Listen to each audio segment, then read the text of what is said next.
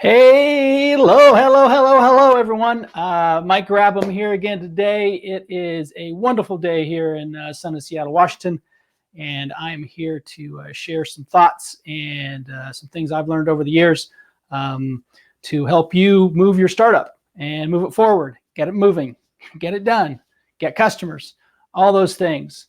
So again, my name is Mike Grabham. Today's question, and please leave this in the comments, is what is the thing you need to learn the most today? Is it marketing, marketing sales? Is it finance? Is it development or engineering? Or is it, I don't know, is it something other than that? So you have four choices. What is the thing that you need to learn the most to move your startup forward? Is it marketing and sales? Just put marketing and sales in the comments. Is it finances? Is it software engineering development, or is it something else? So leave one of those four comments leave one of those four answers in the comments below of what you need to learn the most to get your idea moving forward. So today we are going to talk about the 6 things that you need to have before you really spend any resources, spend huge amounts of time and or money on your business startup idea. So there's 6 things that I think are super critical. There are things that you can figure out yourself. You can answer it in your own ways, and you can do research by talking to customers or potential customers. So that's what we're going to talk about today. I'm going to refresh this so I don't miss any comments. So here we go. Does the product have demand? So here it is. So what we need to understand is, will your product be successful in the marketplace? We never know that, especially with a consumer-driven product. There's many things that we're not sure of on what's going to work and what's not going to work. So here's the thing: when you are building a product, you need to understand, is there demand? Are there people willing to accept that product? So you do this by talking to potential customers. You do customer interviews. You're talking to your friends. You're talking to your friends of friends. You're talking to as many people as you can that are potential customers for your product or service, and just getting feedback from them and understanding, is there people that really care about this? And the difference between this is it a painkiller or is it a vitamin, right? Which one is it? So if it's a painkiller, well, then you really have to have it, or else you're going to die of pain, really. But if it's a vitamin, it's like, nice to have. So which one is it? And that's what you have to figure out. Is there demand for your product or service? So that's critical step number 1. Now, and here's a good kind of analogy for that. Some stories around that. I think it was, I'm pretty sure it was Steve Jobs that said, sometimes your market doesn't know they want a product. So there's a fine line there, right? There's a really fine line of, creating something that is, 1, never been in the marketplace, or 2, people don't get it, right? So there is a fine line. Now, it worked for Steve Jobs with the iPhone, no question. But there's very few Steve Jobs, and there's very few Apples. So really, be aware that your solution or service may be super unique, never been done before, but it may be just too early. I mean, I can tell you a story where I started a company. It was called Executive Wireless. We developed an app that allowed real estate agents to access the MLS, and this is way back in 2003, 2004. So this is pre-iPhone, right? So we were a little early, right? We were probably about 12 months too early, maybe 9 to 12 months too early. So we didn't kind of catch that wave, because we were ahead of the devices. So we couldn't load the software on the devices because they weren't quite ready yet. The ones that were out there just were kind of crappy. So we were a little too early, right? Well, if we would have started a year later, we probably would have done much better. I mean, we ended up selling the company, did okay, but we would have done much better if we would have started a year later, raise the money and did what we did, but 12 months later, because we would have had devices in the marketplace, which would really helped us in our business, scale our business. So those are the things. That's problem number 1 to solve is there demand for your product? It's the critical piece of the pie. Is there demand? Second thing, here's a way to check, right? If you go talk to investors, Do they care? Do they care about your product? Like, do they want to learn more? Is it something they would invest in? I mean, talk to potential investors, talk to angel investors, talk to VCs, and don't talk to them like, hey, I'm raising money. Just talk to them about the idea. Like, is this an idea that you care about, Mr. Investor? And if you talk to 10 or 15 people and every one of them say no, that's a hint. That's a hint, my friend. That's probably something you probably either shouldn't do as it's structured, or you need to change something in it because it's just not quite right. So that's, again, as there is a simple way to test it, is just go talk to investors. Now, your product or service may not be an investor, may not be something that investors want to invest in. It may be not that type of a company, but these people understand how things, how the world works in products, launching new products and services. So they have a feel for things. Now, again, they may not be absolutely 100% correct, but if you talk to 10 people and all 10 of them say the same thing, then you probably have an issue, right? So fix it, change it, and tweak it, right? So that's the thing to do. Talk to potential investors, angel investors and VCs, and don't go out to talk to them to raise money. Just go out and talk to them to get their opinion on an idea. 3, are people willing to pay what's necessary for you to make money? Now, here's I can tell you a great story. So I had a friend that was building a educational product. They went out and talked to parents because their customer were the parents, right? And so they were talking to parents, and the people loved the product. They thought it was amazing. I mean, everybody's like, "Wow, we love this. We think it's great." Blah blah blah. So they started building it, and by the time they launched the product, here's what actually happened. They pushed it out in the market, and no one, and I don't mean no one, but very few people were willing to pay money for it. How simple is that, right? So he went, and him and his team went and got this feedback. All of them like say, "I love the product. We'd love to use it." True. But what they didn't do, what they failed to do, was see what they would pay for that product or service. There just really wasn't enough people that were willing to pay money for it, which does happen. So again, be aware of that, right? Be aware that you need to understand that sometimes there is no money in the idea. It's people aren't willing to pay for it. Companies aren't willing to pay for it. It's a nice to have, not a painkiller. We go back to that analogy. So yeah, so again, make sure that people are willing to pay what you need. And also make sure there are people that are willing to pay what you need to make money. Because let's just say you're producing some type of a service or even a hard product where you have certain hard costs that are factored into the business. And if you can only sell the product for $99 and it costs you $89 to make or to service or to deliver, it's probably not a great business, right? I mean, it's not going to work. So be aware of what the fact that you can get money, great, but the fact you get enough money for your product or service to make your business model work is also super critical. And you got to learn that by talking to people, right? You have to learn that by talking to customers and seeing what they believe they will pay money for, because you just don't know. It's not blatantly obvious all the time what people are willing to pay. Okay, so don't let that kind of catch up with you. So give me a thumbs up. Let me know where you're from. Again, my name is Mike Grabham. The question for today is, what do you need to learn in your startup to move it forward? What do you need to learn the most? What are you missing the most? Is it marketing, sales? Is it finances? Is it engineering or development? Or is it something else? You have 4 choices. Put it in the comments. One of those four things: marketing, sales, or finance, or engineering dev, or something different. Let me know what that is. Let me know what really is you think you need to learn the most about to move your idea forward. And of course, give me a thumbs up. Let me know how it's going. Drop any comments or questions in there, and I'll get back to them and answer them as quick as I can. So, oops, my phone is. There we go. So number 4, because what we're talking about today is the 6 things you can do to see if your idea is really ready for prime time, meaning should you really start spending resources on it, money, time, etc. So we went through the first 3. Now, number 4 is your product or service. Is it a fad, or is it something that will add value for the long term?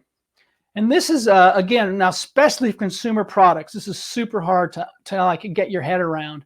Fads are like the fidget was a fad, right? The fidget spinner thing that we did, I don't know what, a couple years ago.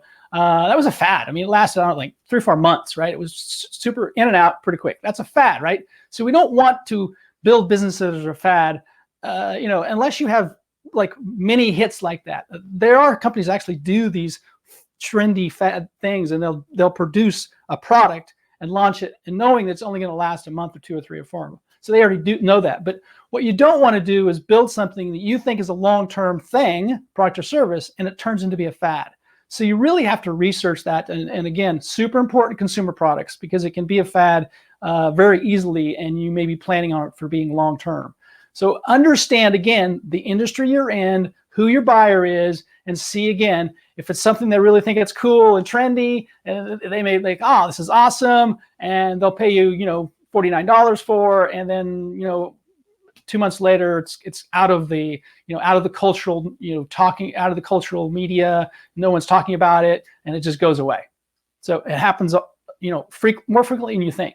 So again, that's important to understand. It's not so, it doesn't happen so often in the B2B world, but it does still happen. Trends still happen in the B2B world. They have a tendency to last a little longer in the B2B world than consumers. Consumers are much more finicky and pick it up and drop it off really much quicker. The fourth thing is, have other businesses tried and failed at whatever you're doing? Now, many times I will see ideas that are just a tweak of someone else's idea, which is completely fine, by the way. There's absolutely nothing wrong with that. So, if that turns out to be the case, then, so be it, right? That's totally fine. Let me get this. I got to get my, 1 second to get this. So then I can, there's, like my LinkedIn is giving me issues, but so anyway, so have other businesses try to do what you're doing, and have they failed miserably, slightly? Like, what has happened with that, right? So understand that part of it. And that's easy to look, right? You can see things that have happened in the industry you're trying to enter. You can look at companies that maybe die. And if it's like 6 years ago they tried and failed, that's very different, because things have changed over 6 years, right? So the market has changed, technology's changed, things have changed. But if it was like last year, it's a little bit more scary, right, to jump into that. So really understand how different you are, or why you think you can do better than the last person, if it was, in the near future that did that. So again, be aware of that, and because it's something you can look at and just kind of look at and say, okay, it's like restaurants, right? You'll see this in like many places. Like a restaurant goes in this same location every couple of years, and it just keeps dying, right? Like, no, is this like, seems like this location is just cursed or something. Well, it could be just a bad location, right? It could be, an ugly building, or it could be a crappy building. I mean, there's lots of variables there, right? But understand that, just things, if they're failing constantly, then you need to take a hard look at it. If somebody's tried a business you're trying, and they've tried, 3 different groups have tried it and never been successful, wow, I would take a really hard look at that and see why those guys have failed, and see if you can do better or do it differently, because you can't just do a slight tweak, because there may just not be a need for that product or service. So again, understand that by looking at what's happened in the past. Not that the history is going to repeat itself, but as we know, many times it does. So do your research, look to see if any other people have tried what you're doing. And also, what's great about that is you can see things that they tried and actually were successful at, and maybe used parts of those, and you can see what they weren't successful at. And obviously you don't want to do that. So that's the thing to do. There, last thing, number 6 on, how do we know, how can we test to see if our idea really is a worthwhile idea? Is the idea, is there going to be, a 10,000 users, 50,000 users, 100,000 users, or is there only going to be 1,000 users? So again, this depends on what your goal is with the product or service. That's the important piece here. There's, that's what has to happen, is like, how many customers are willing to use and or pay for the product? And that's something you need to figure out, because Many times people have launched things thinking there's, a million customers. And here's the old saying, right? And please don't use this in any pitch decks and even any conversations talking to investors. If I only get 1% of this huge market, it's going to be X. That is like the kiss of death. Like, don't say those words to people, because yeah, it's true. If we can only get 1% of a $1 billion market, sure, it's great, but it's just not the way to look at it, right? So you need to understand, is your market big enough, right? They'll call it total addressable market. There's lots of terms, but in just the simplest form is, whatever your business idea, how many customers are willing to pay for that? How many customers think it's a painkiller versus a vitamin, right? How many of them? Is there 1,000?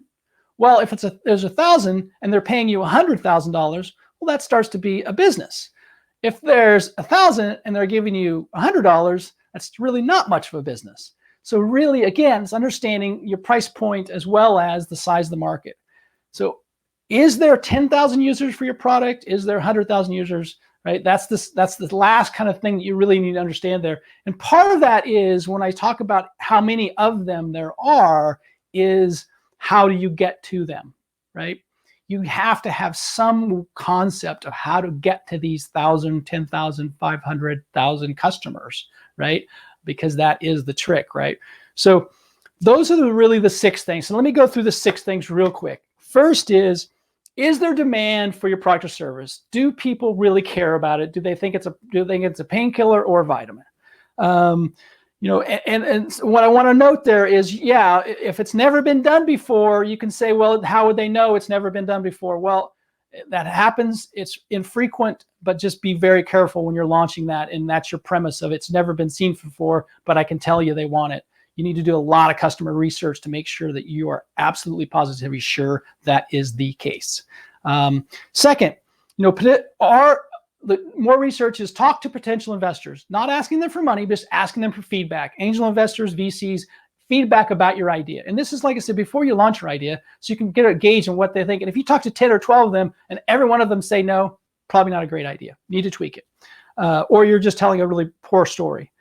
3, are people willing to pay what you need to make it a real business? And that's the key here. Are they willing to pay, not just enough, but are they willing to pay to make the business model work? That's important to understand. So you need to understand your pricing, et cetera. So that's the 3rd thing. 4th is, will your product, is it a long-term product or service, or is it a fad or just a trend, like a really short-term trend? And I go back to the fidget spinner things, right? Those things lasted a few months. So where is your product in that? Is it a long-term thing, or is it something that's going to come and go really quickly? And again, it can come and go really quickly if you plan for that. Most people don't, but if you do, then that's great. 4th, have other businesses tried and failed at what you're trying to do? And how long ago was it? Was it last year? Was it 10 years ago? Was it 20 years ago? Look to see what's happened in the past in that niche, to see if other people have tried and failed. And this also goes for even simple brick and mortar businesses as well, right? Have people tried or fail on something, right? And again, understand the history and how long that history is. 3 or 4 years ago, that's a fair amount of time where technology's changed, consumer behaviors may have changed, some things have changed since then. So understand how long it's been since that business failed. And then last but not least, is there enough customers? Now, is this is this 1,000 customer idea, or this a 10,000 customer idea, or is it 100 or a million customer idea? And you need to figure that out, because businesses work, if you're having a real high ticket item, then you can sell 100,000 customers or even 1,000 customers if it's a very high ticket item. So really, and again, understand how many people are willing to pay for that product or service. And you can't say, well, there's a million people in the world, and I'm going to get 100 of them or 10% of them. So the thing you have to understand when you're talking about how to get to those 1,000 people is, how do you access them? How are you acquiring those customers? So that's kind of the secondary part of that. So if you understand those 6 things and they all are positive for you, then yeah, you've got a great idea, move it forward and make it happen. If you're getting a lot of pushback on several of these steps, then you should take a really hard look at what you're doing. I got to make sure I show some things here. So That's it for today. So now today, please answer this question. What is the thing you need to learn about the most that you just don't have yet in your startup? Is it about sales and marketing? Is it about finance? Is it about development, engineering, or is it something else? Like, give me the answer of one of those four things: sales and marketing, finance, dev work, or other. And just answer the question in the comments below. Give me a thumbs up. Let me know where you're from. We're live every Tuesday and Thursday. We're doing this Wednesday as a special case. Tomorrow, we have at 12 noon PST, we have Neil Patel on. So that's very cool. Excited about that. Answer, like I said, leave me any questions in the comments. I'm happy to answer those. And I think that's it. I mean, for today, I think we're under 20 minutes. Oh, just hit 20 minutes. So thanks a lot. I will see you tomorrow at 12 noon, and take care. Have an amazing day. Bye-bye.